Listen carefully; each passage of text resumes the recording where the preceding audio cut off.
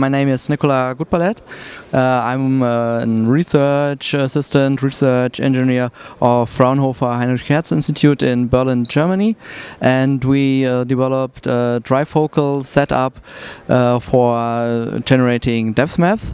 As you can see in the background, we can generate depth maps in real time, but also we can do this in offline post-processing step with a much better quality of depth maps, and those depth maps are thought to be used for rendering, so you can render two views as you need when the same as when you record stereo, but also you can generate more than two views as necessary for autostereoscopic displays, and we think it can simplify the whole workflow of a 3D movie production when using a trifocal setup instead of a stereo setup that needs to be perfectly aligned when recording to get a perfect result of a 3D movie in the end.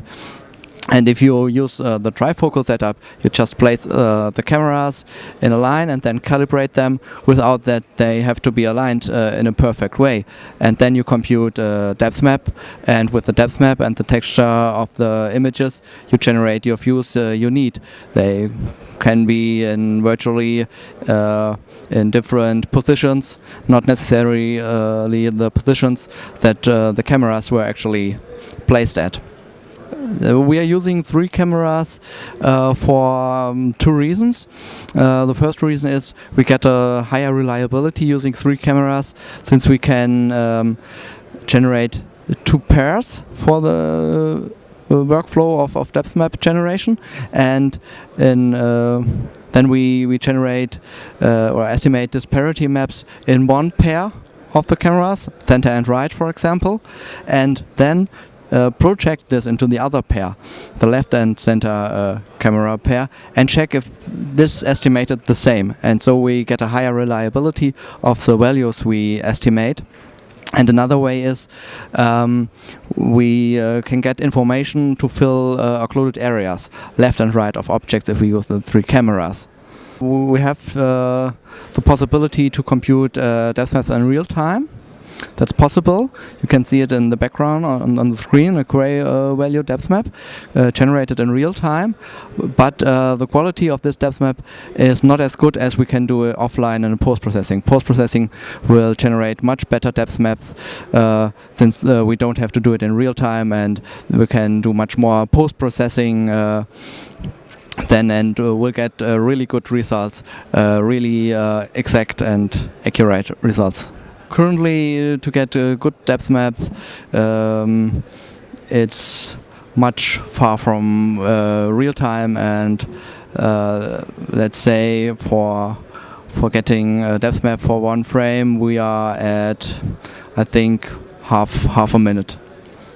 You know, you see, it's far from real time, but we learned a lot from doing the real time stuff, so maybe we can increase the speed of generating depth maps offline, since we use some parallelization we used for real time that are not yet used for the post-production. For example, we are developing with After Effects, and we can produce depth maps and then feed them into After Effects and work with this depth map. Of course, this is no problem, and we are participating in the 2020 EC project, and there we produce a depth map, give them to a partner, in this case to Barcelona Media. They post-process the depth maps and generate 3D views. Maybe another interesting thing of depth maps, of course, is influence in post-production in other ways. For example, if you want to place